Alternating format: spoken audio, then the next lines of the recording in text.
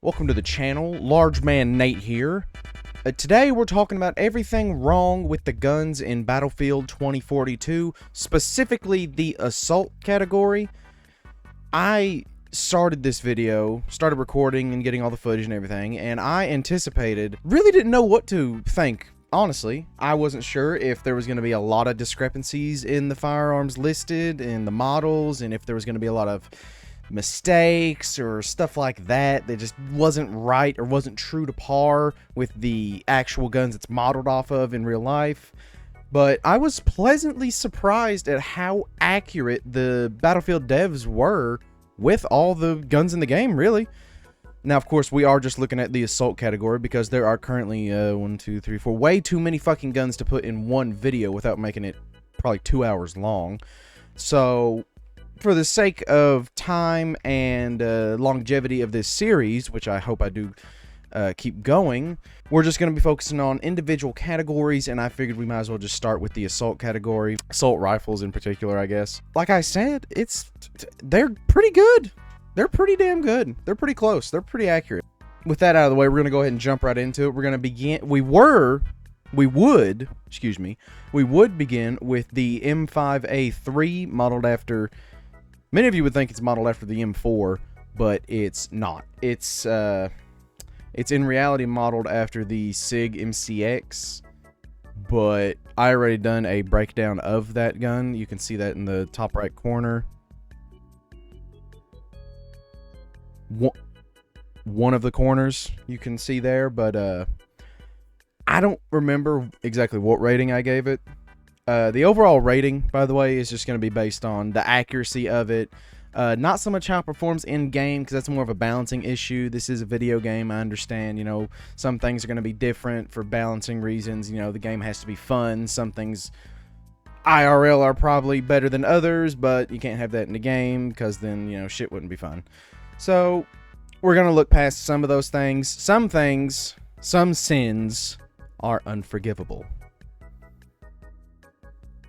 With that in mind, we're going to go ahead and gloss over the M5A3, which was, you know, it's cool. It's cool. It's actually 3 different guns in one, but like I said, that's all explained in the video in the top right. You can click on that if you want to watch it. If not, totally fine, up to you. So, next! The AM40. Now, I had no fucking idea what this gun was modeled after. I had never seen a gun that looked like it. I kind of thought it was the Galil Ace, the newer Galils, like kind of sloppily, you know, like futuristic version of it, but it's not actually. This is modeled after a real gun, surprisingly enough, but it's a recent gun. Not super recent, but in the last 5 years. So whenever I had no idea what it was. So of course I went to Google, the most reliable search engine of all time, and I just simply typed in there, figured out what it was, and someone else had the question, and it popped up a Wikipedia article. It is actually modeled after the Kalashnikov Concern AM17. But we're just going to refer to it as the AM17. Developed in 2015 and put into service, replacing the AK-74U, which is in this game as well as in the SMG category. Kind of an interesting back and forth you can see there. Replaced the AK-74U as a close quarters combat PDW style weapon in 2018 and is still serving in the Russian Federation today. Now, if we look at the description Battlefield gives it here, the AM40, intended for close quarters usage, this ambidextrous weapon delivers assault rifle in an SMG-like package. That is grammatically incorrect, but it is fairly accurate in the description. It is ambidextrous. If you take a look at it here, you can see that the safety handle is ambidextrous. The mag release, just like most AKs, it's not necessarily ambidextrous, but you could use it with either hand because it's located in the center of the firearm rather than on one side or the other. Either way, that's accurate. It says it's versatile, controllable, and short range. Now, it is versatile. Being a small PDW style-ish weapon, sure, it's versatile. Controllable? Absolutely fucking not. Not in this game. Moving on. If we want to look at it here, it says this is a discrepancy in every single rifle in the game This discrepancy is here. It's stupid. It's dumb. It should have been easily fixed when the game was in development. But of course, just like every other AAA game you get now, it's never finished. It's never done. It doesn't have the quality control that it should. And all of the magazines, they're all fucked up and retarded. That's about the best I can do. 20 and 30 and the extended mags, the close quarters rounds, the high powered rounds, all of it's stupid. Like, for example, we'll just go ahead and give this one as an example. The AM40 says that it has a magazine size of 20. Now, it's modeled after the AM17, chambered in 545. 20 round mags do exist for it, and if you are looking for a more versatile, as it says in the description, a versatile PDW weapon, you want it to be concealable a little bit more. It does have a folding stock on it. You want it to be concealable a little more. And if you want to keep it loaded, let's say in a backpack or somehow sheathed in a really big jacket or whatever, if they're in Russia, I guess it's cold out there a lot. But either way, 20 round mags do exist. That's not a 20 round mag. That is a standard issue 30 round mag. And if you look, of course, it's all this stupid fucking high power, standard issue, close combat, all that bullshit. But it's stupid. And that's a discrepancy with every gun in the assault category so far. I haven't done deep dives yet on the others, the marksmans or the secondaries or the SMGs, which most of them run off of magazines rather than, fucking box mags like the LMGs have and whatnot. We'll get into them in later episodes. But mostly for these ARs, that's why none of the guns in this category are getting a perfect score. A lot of them come really close, but I just cannot look over that inaccuracy of the magazines. And I would knock down the guns a lot more if it was individualized, but all of them have this problem, so I can't knock too much off of all of them. That just seems disingenuous in my opinion. Either way, after that spiel, we'll go ahead and we'll move on a little bit, trying to figure out where I left off in my notes because I don't remember. Okay, aesthetically, it's very true to part of the counterpart. Okay, the AM40 is based off the AM17 is very much picture perfect accurate, other than this little loop right there. That little loop right there. I guess it's supposed to be a sling swivel. It's on most all the guns, too. It's a really odd detail. Odd feature, you could say. Added onto all of them. I'm not 100% sure why. It just is. That's not present on any of the IRL models. Maybe it's just a 2042 thing, but that doesn't make any sense because, QD mounts, sling mounts, all that kind of stuff works. There is a sling mount right there on the stock, so I don't know why they'd add that extra loop in there. Actually, yes, I do. I just realized because I'm fucking stupid. That's where you put the weapon charm. You get weapon charms. That's where you put those. Okay, so forget we're actually just going to cut that out. No, we won't. We'll keep that in because that is actually, if someone points out like, hey, what the fuck's that loop there? That's for the weapon charm. That's added on in-game. We're not going to knock points off for that because it's a neat little addition to the game in general. In total, I'm giving the AM40 an 8 out of 10. Not bad. Not perfect. Really good. So, moving on, we have the AK-24. Now, if you couldn't already tell, the AK-24 is based off the AK-12. Seeing as how in the year 2042, everything has either doubled the number in its name or simply just went up one number, but I digress. Anyway, both are chambered in 545x39, similar to the AM40. Now, if we want to look at the description we have here, the AK-24 is the 7th generation Kalashnikov rifle, so they're still sticking with Mikhail Kalashnikov, one of the great weapon designers of all time. He's up there with Eugene Stoner and John Moses Browning. God rest his soul. Chambered for 545x39mm rounds and equipped with 3 firing modes. Of course, that being safe, semi, and full auto. Actually, no. What? Equipped with 3 firing modes. How the hell do you get an AK with 3? I gotta take a look at this real quick. Is there actually a 3rd selector on the gun itself? No, there's not. Okay, we're knocking another point off for that. I was gonna my original score for the AK was gonna be 9 out of 10, but now that I'm reading the description, that is false.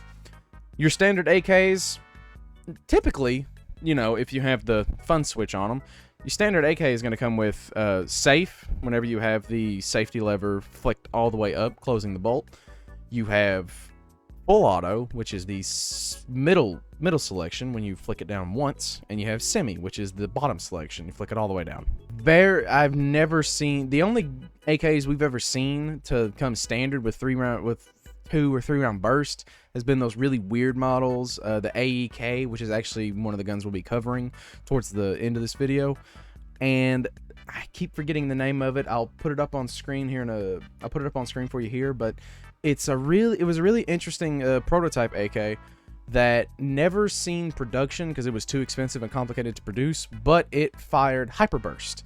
It had a 2-round burst that was, God, something like 2,000 rounds per minute, but it was just 2. It was very, very fast, and the idea behind that was you could almost stack bullets, so you could penetrate armor better if you had one bullet go in and damage a spot in someone's armor or even armored vehicles, and you had another bullet come in directly behind that one, hitting the same hole that's already weakened, you had a really good chance of penetrating that armor.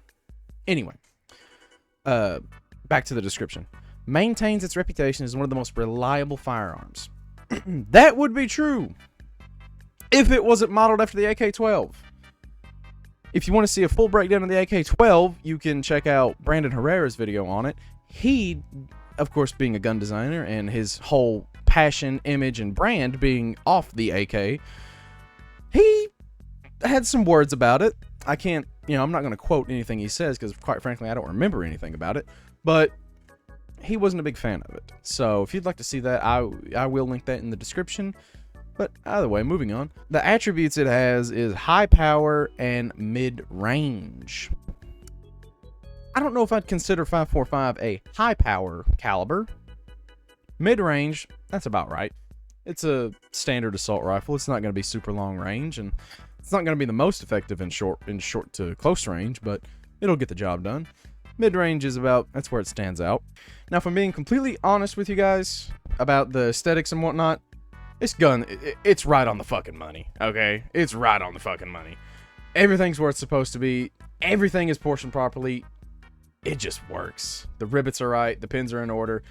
I mean, hell, they even put the serial number on the bolt in the proper place. Even the stock is original to the 2018 model they came out with. Like, that's a original stock. That's the stock that's supposed to be on the gun. That's good. And the muzzle brake as well. The muzzle brake, that's original. That's an original muzzle brake. Once again, it has the high power standard issue magazine stupid thing again. Magazine bigger, magazine shorter. You look at the magazines, it's a 30 round mag for the high power. Like, it has a 30 round magazine, but it says it's 20. So, yeah, and just as a caveat, high power doesn't mean a different cartridge or caliber. That's very difficult to actually create unless you're shooting, out of a revolver. You got 38 Special or 357 Magnum. You can do that out of a revolver because it's not semi-automatic or fully automatic where you have all these moving parts that have to be machined to a specific length of a casing and cartridge and caliber and head spacing and all this different big spiel about gunsmithing and weapon design, and it gets very intricate and it gets very nuanced, and it would take a long time to explain the little details of every little one. Either way, it doesn't work like that. High power is basically, a little bit extra powder, maybe a heavier bullet, stuff like that. It doesn't change the actual caliber or cartridge. It just changes the bullet weight or like I said, the powder load. More powder, less powder, that kind of stuff. Either way, though, the AK-24, 9 out of 10. 9 out of 10.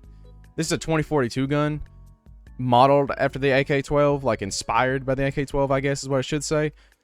But it's still the exact same AK-12. There's nothing different about it. So, 9 out of 10. right on the money. I love it. Next, we have the Sfar MGL. Stands for grenade launcher. Oh, the Scar 17. This is modeled, if you didn't already realize, it's modeled after the Scar 17. My baby. It's one of my favorite guns. I love it. I know it's not practical or popular, and it's $3,000 fucking dollars, but so we're gonna go ahead and check the description. Designed for SOCOM, which was true. The Scar 17 was designed for the SOCOM SEALs and Special Forces and whatnot. It has served in many wars. Even I think some of them today even it's still serving, but I'll have to fact check myself on that. Default chambered for standard NATO 7.62mm rounds, that being 7.62 by 51mm, aka 308, because that throws some serious lead down range if you got a lot of it. Capable of both semi-auto and automatic fire, very true. The standard EGLM 40mm grenade launcher can deliver a lot of damage to a variety of targets. We'll get to that here in a minute. Attributes. High power, very true. 308, very powerful. Battle rifles in general, chambered in 308. Mean sons of bitches, tell you that much. Demolitions with the grenade launcher, sure, yeah. Heavyweight, true. The Scar 17, while being a mainly plastic polymer gun, it being 308, it's got to have some hefty internals. You know, it's got to have a pretty heavy barrel. 308 itself isn't lightweight. You know, it's pretty. It's not super. You know, it's not like carrying around 50 cal, but carrying a lot of 308 can get heavy very quickly. How does it? You know, how does it compare? How does it compare to the actual Scar? Before we talk about that, though, I absolutely have to talk about the name. Now, the names has so far, other than the M5, because it's not based off an M4, and majority of the names that we'll cover are pretty accurate. They make sense. 20 years in the future, you know, they got new models, new marks, you know, new whatever. You know, they get new stuff. Stuff gets updated, stuff gets better. So they're of course going to come out with better names. This one though makes no fucking sense. The Scar 17, SCAR, is an acronym. It stands for Special Operations Forces, that's the S, SOF, Combat Assault Rifle. And because SOFCAR didn't sound as cool, it was named after the contract it was won for the American SOCOM forces in 2004.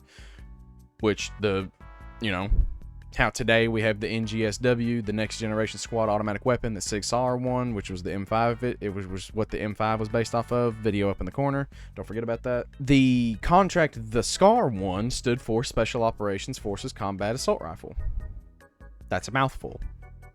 SOFCAR didn't sound as badass, so they called it the SCAR. So that's where the SFAR comes from. Okay, I don't know why it's SFAR, because SCAR was... it doesn't make sense. So if we look at the different SCAR models, we have the SCAR L, stands for light, chambered in 5.56. The SCAR H stands for heavy, chambered in 308, or 7.62 NATO. And then we also have the SCAR SSR, which stands for Superciliary Rifle. I'm just kidding. It stands for... Fuck, what does it stand for?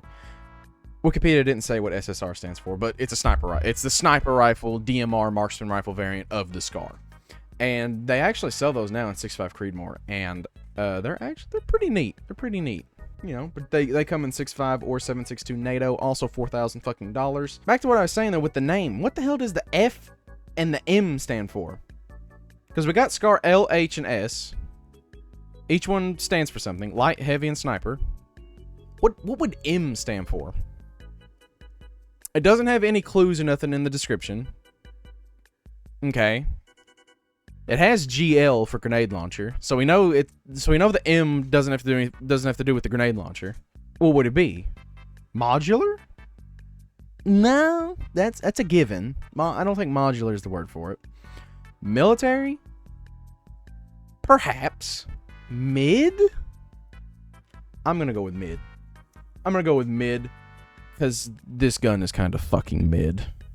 As much as I hate to say it. I love the SCAR in any iteration of a video game.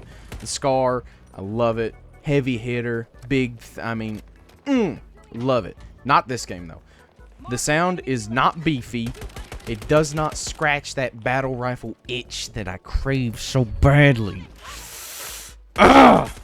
It's like being a fat kid in Red Robin's and they're out of onion rings, so they just give him unsalted French fries. You know, he's still gonna enjoy them, but he's not gonna enjoy it as much as he would the onion rings. You know, the SFAR MGL. So let's go ahead and let's recap a little bit. The SFAR MGL is modeled after the SCAR H, the SCAR 17 battle rifle with FN's grenade launcher, apparently welded to the fucking gun because you can't take it off. That's another reason why I think it's mid. I hate the grenade launchers in Battlefield. Maybe if you give me, I don't know, 3 or 4 40 millimeters, I know I can carry them on the person. You know, if you can carry 3 different fucking grenade launchers to put on the gun, I feel like you can carry 3 or 4 extra fucking grenades, but that's just me.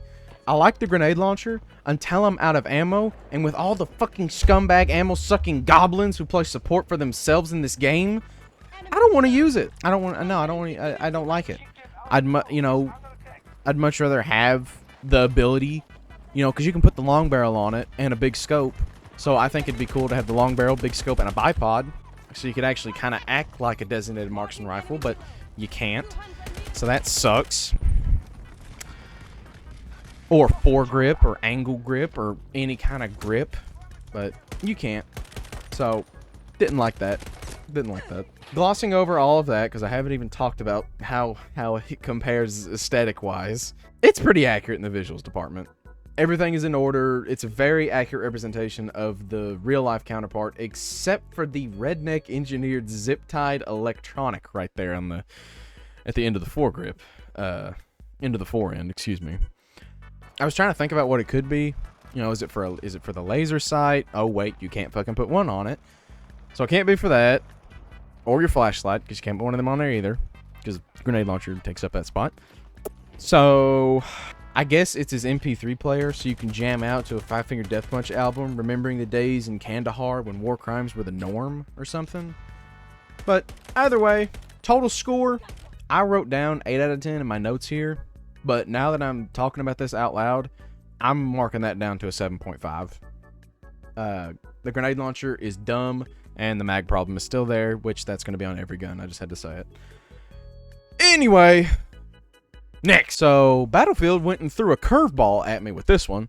The AC42.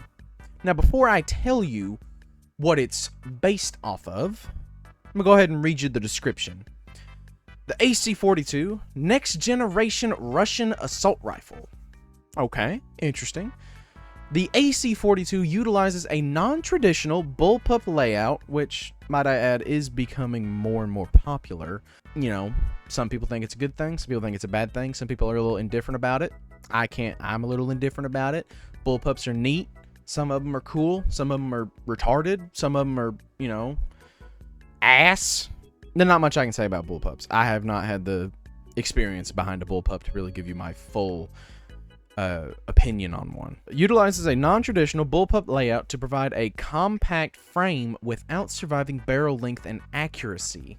That shit is not compact, my dog.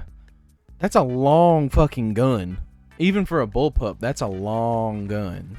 Like, that's every bit 20-inch barrel, I feel like. And of course, I can't hold it, but it looks like a 20-inch barrel to me. And its attributes are burst fire and an extreme rate of fire. Now, those two things do coincide with the Russian Federation. So, what I found out, it's not real.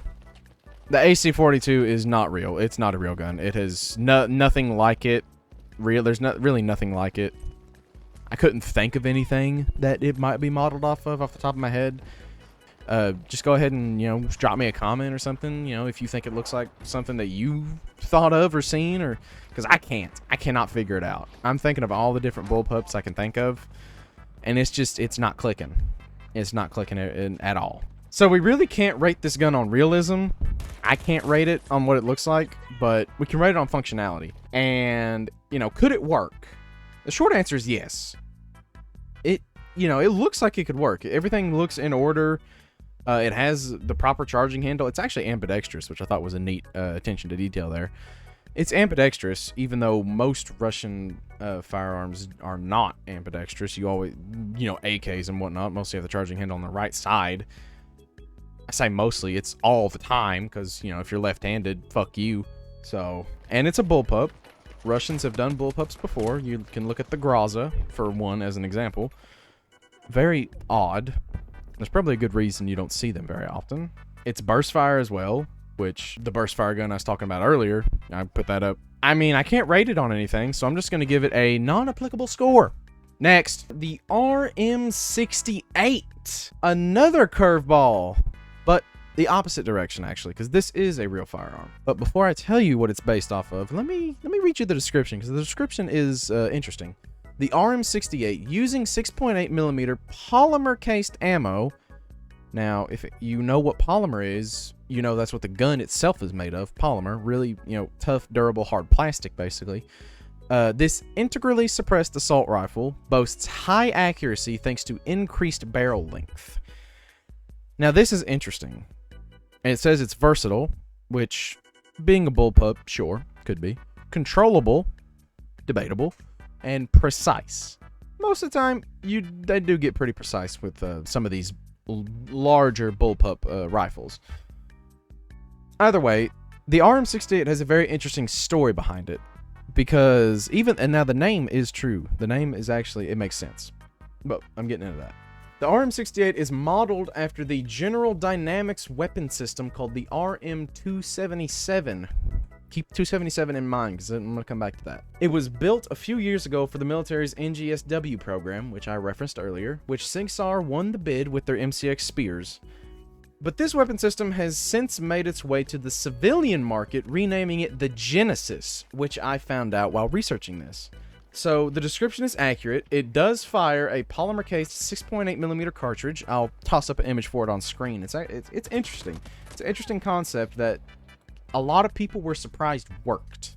It didn't work enough for the military's standards, but it still worked. And if you're wondering what is 6.8 millimeter comparable to, it's 6.8 by 51.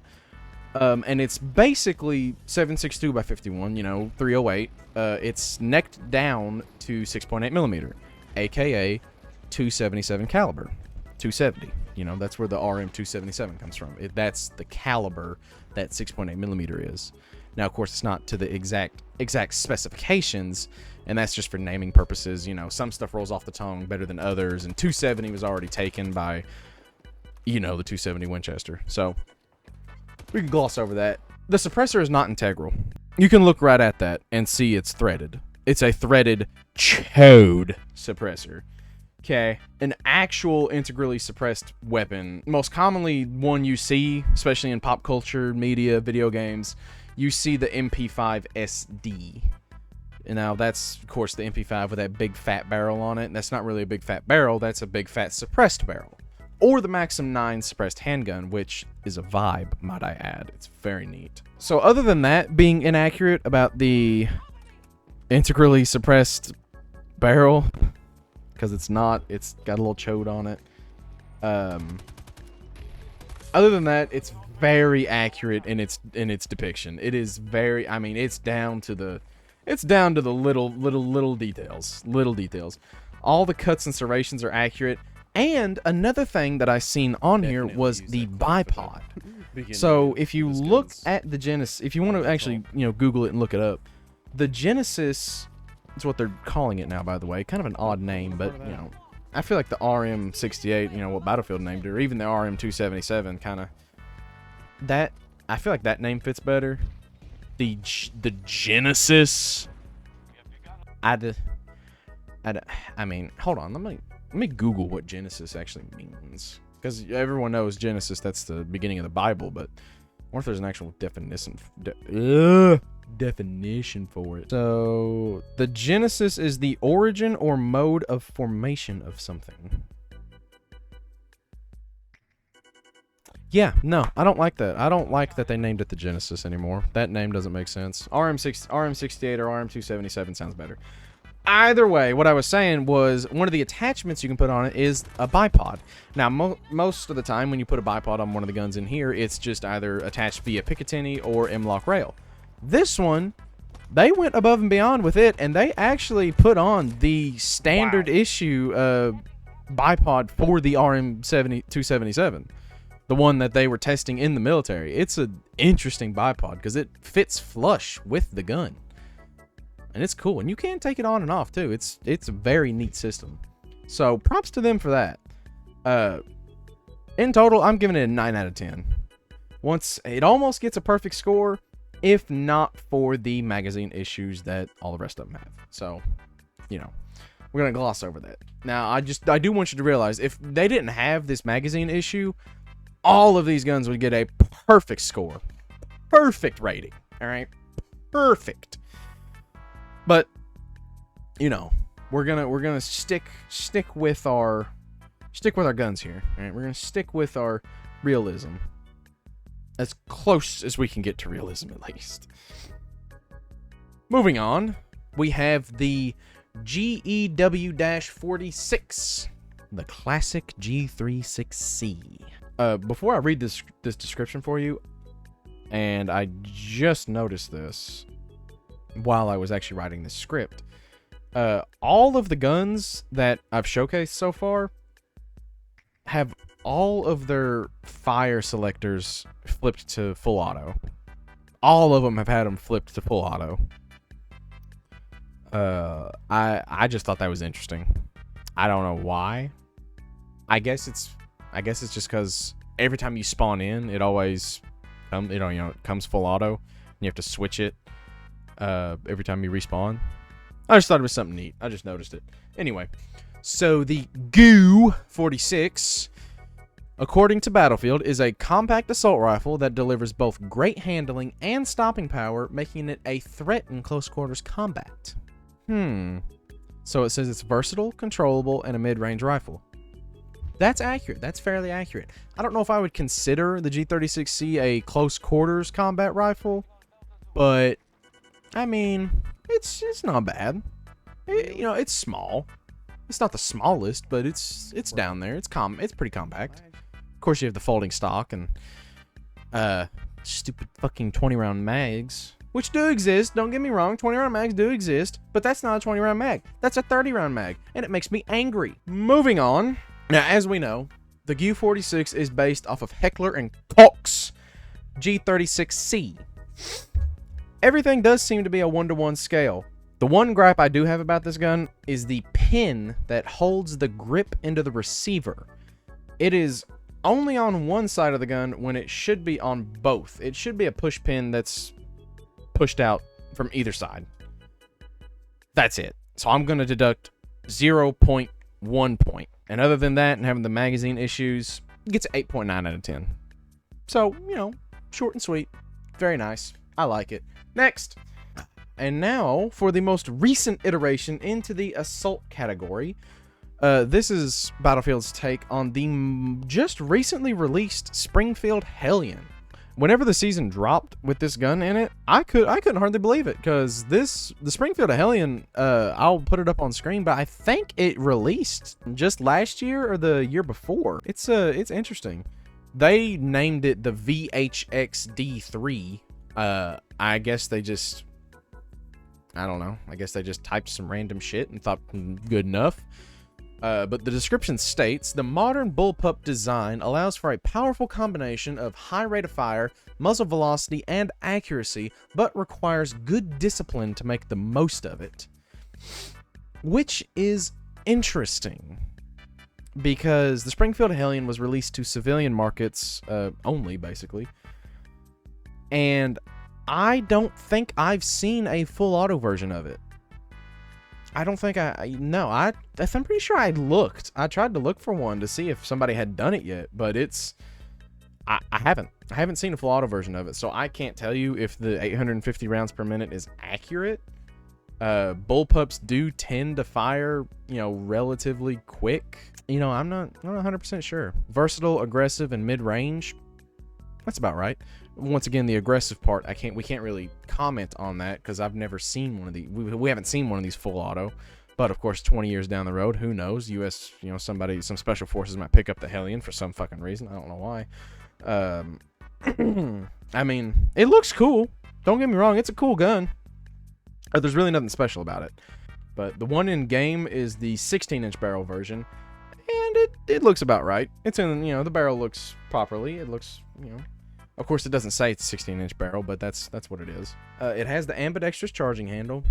Of course, it's very similar to the G36 charging handle, and the safety selector is also ambidextrous for all you wrong-handed shooters out there. The adjustable gas system is there, but it's different. I'm not sure if that's a reused asset or not, but it's just not right. It's not the correct gas system changer thingy. Fuck. It's not the correct gas shit. How do I say that? I'm not sure if it's a reused asset or not. It does actually have the default muzzle brake though. The default muzzle brake in game is what actually comes standard with it if you buy it right out of Springfield's lot.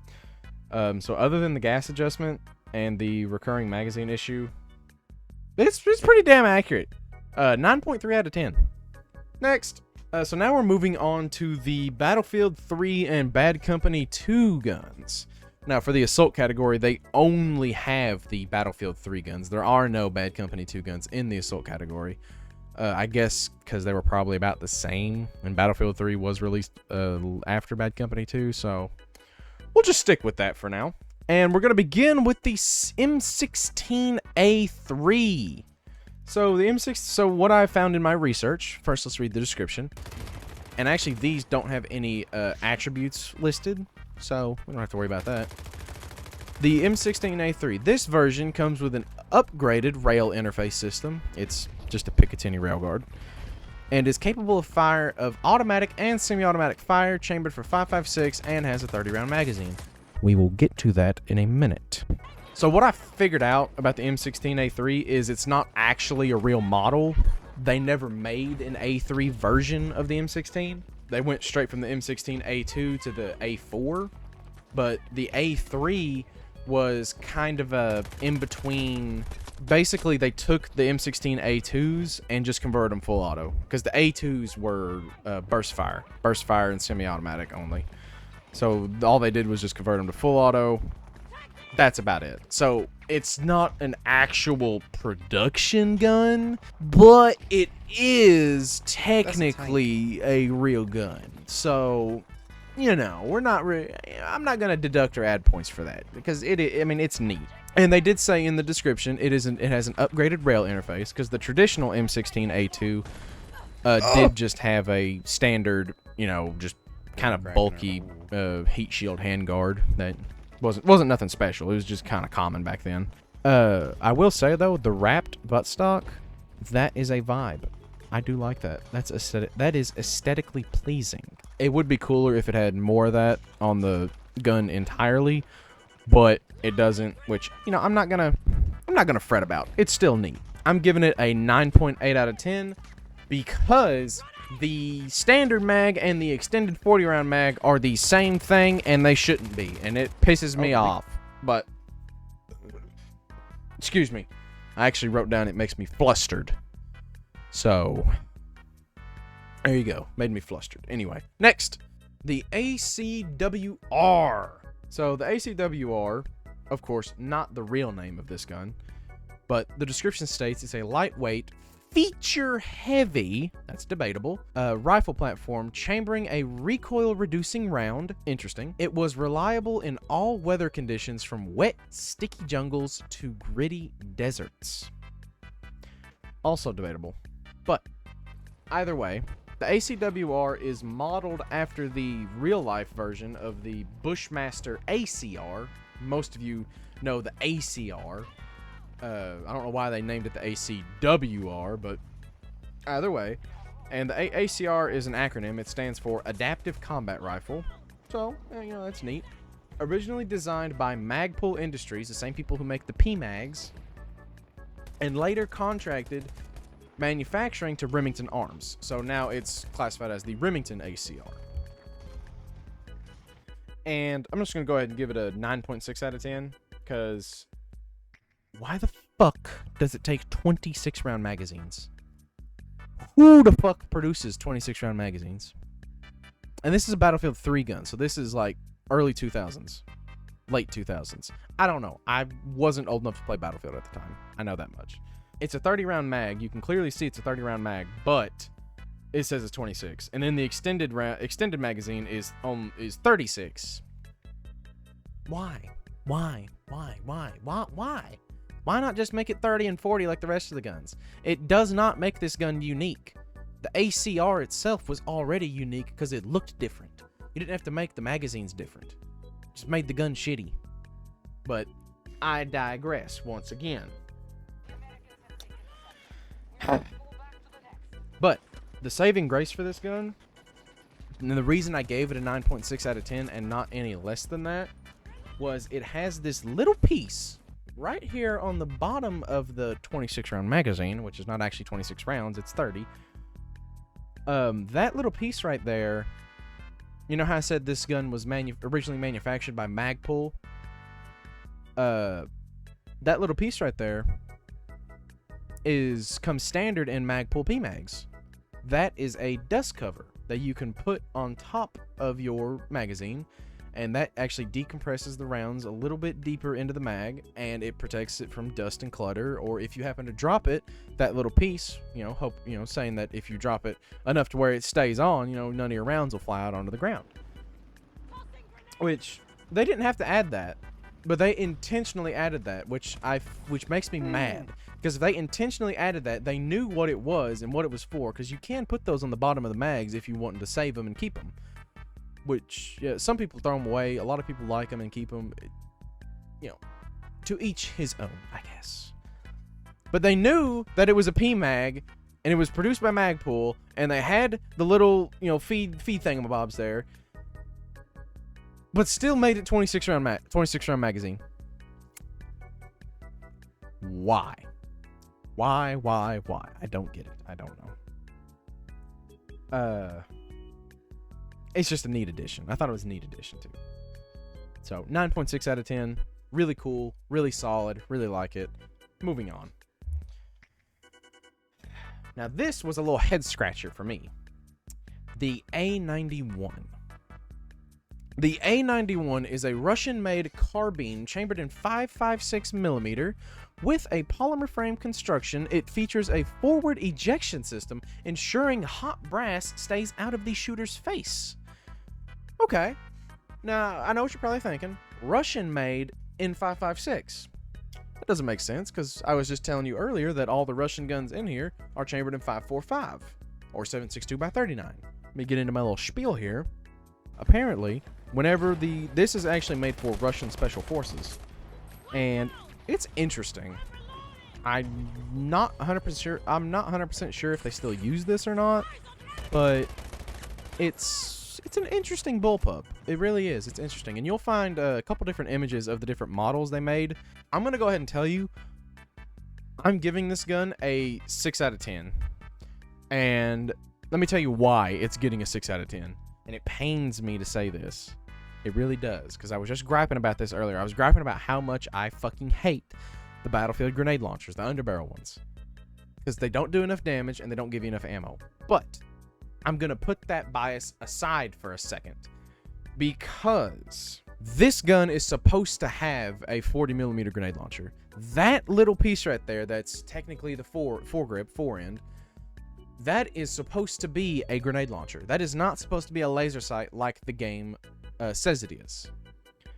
Now, if this was a 2042 gun, adapted 20 years later or whatever, I might have cut it some slack for that. 20 years later, maybe they realized, a small bullpup PDW style weapon probably shouldn't have a grenade launcher. It might be better to have a integrated laser sight for those close quarters combat or whatever situations. I can cut it some slack there, but it's not. It's a Battlefield 3 gun. It was ported in Portal mode from Battlefield 3. So that should be a 40mm grenade launcher on it, but it's not. And that makes me angry, because it's not true to par. Alright? And I don't know why they'd say it's balancing, because the first sniper rifle you get in the game, the SWS, you can put a grenade launcher on it. Okay? Don't tell me it's balancing, because it's not. Something else is the muzzle brake is not original. That is a neat muzzle brake on it, but it's not the one that the gun came with. Oh, also the 30 and 40 round mag is the same fucking mag. Also makes me angry. You know, we can gloss over that for a minute. Still, 6 out of 10. Because I think that not having the 40 mil launcher on there is not only missed opportunity, but quite frankly, lazy in my opinion. Okay? I think that was lazy of the Battlefield devs. Even though everything else has been damn near perfect, that right there I didn't like. This is a neat gun though. I was actually very happy to research it because I was very curious to see why it was built, because it doesn't look like it was built for anything. And this might actually be one of the first guns to ever have a forward ejection system. I'll have to do a little bit more research on that, but I want to say it's, if not the first, one of the first to feature a forward ejection system. The only other gun I can name that has a forward ejection system is the F2000 or FS2000 or whatever. I don't know exactly what it's called, but that's an interesting firearm as well. And basically all the forward ejection means is that it ejects brass case, especially in bullpups. This is a problem. It'll eject the brass casings out the front of the gun, towards the front. And it's basically a little tube that feeds the spent casings out, and the more you fire, the more spent casings get put into that tube, and it keeps pushing it until eventually they start pouring out the end. So that was interesting.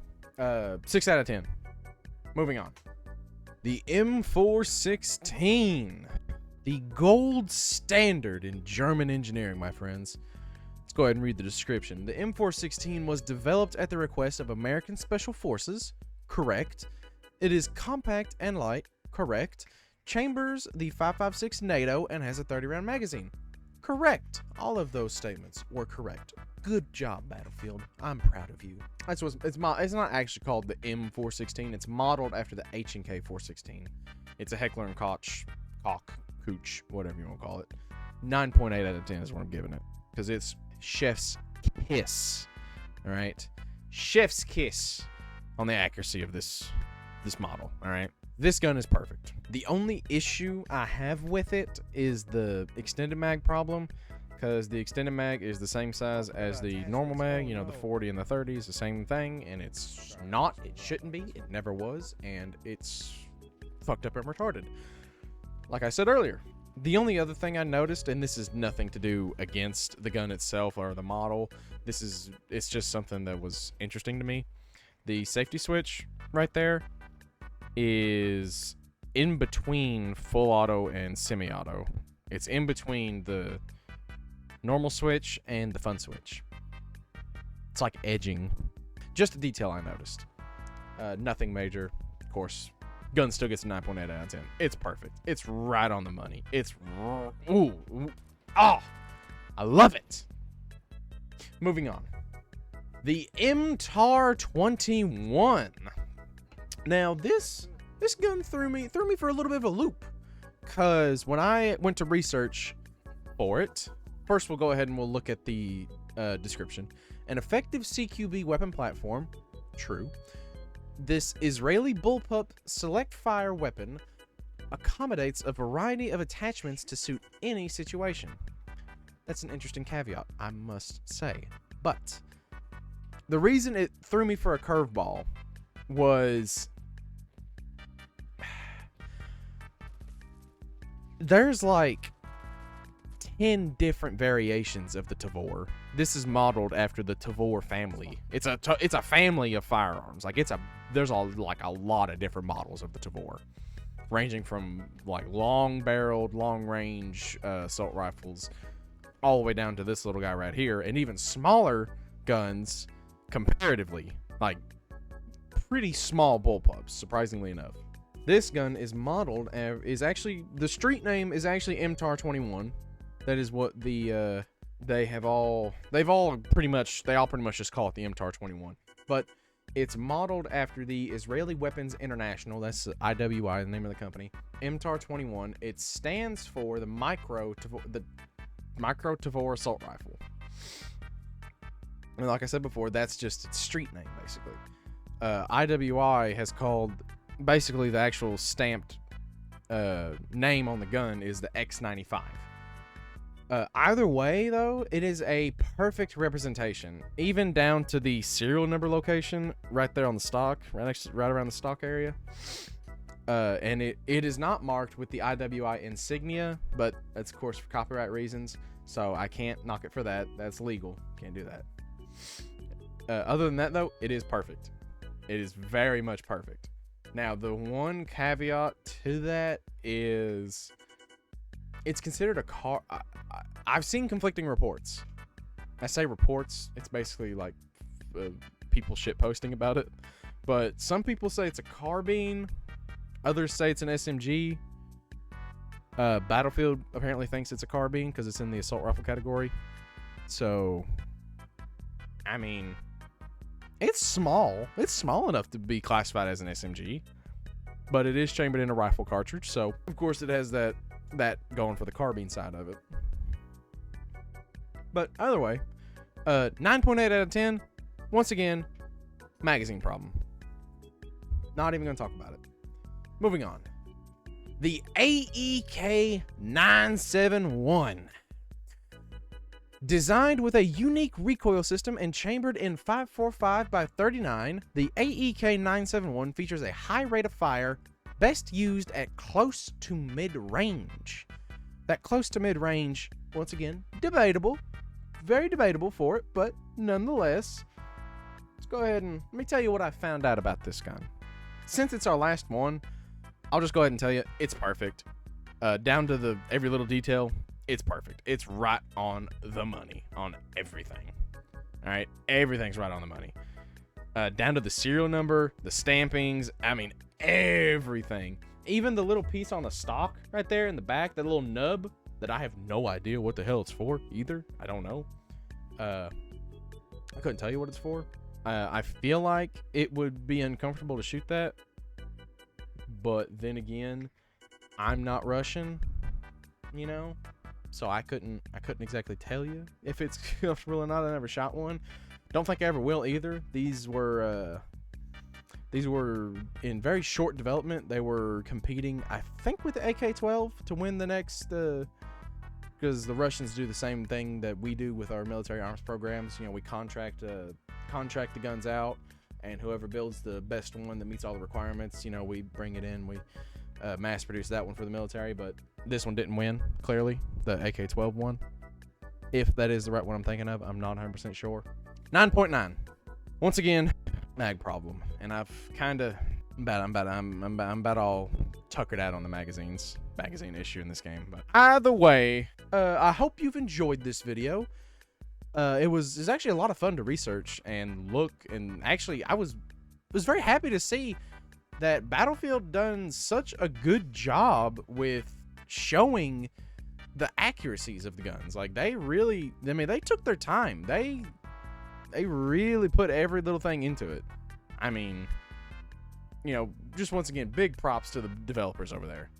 Big props to them, because you can clearly see there's a lot of work put into these, a lot of time spent. Too bad it wasn't spent on making the game fun on launch.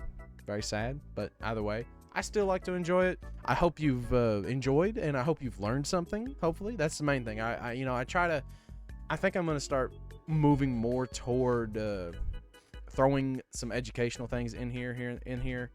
That's why I like doing all this stuff about guns. I'm a big gun guy, so I mean, yeah. Have a good day, and God bless. Shut up, Microsoft Edge. Nobody gives a shit. Anyway, communism. I don't know. Fuck.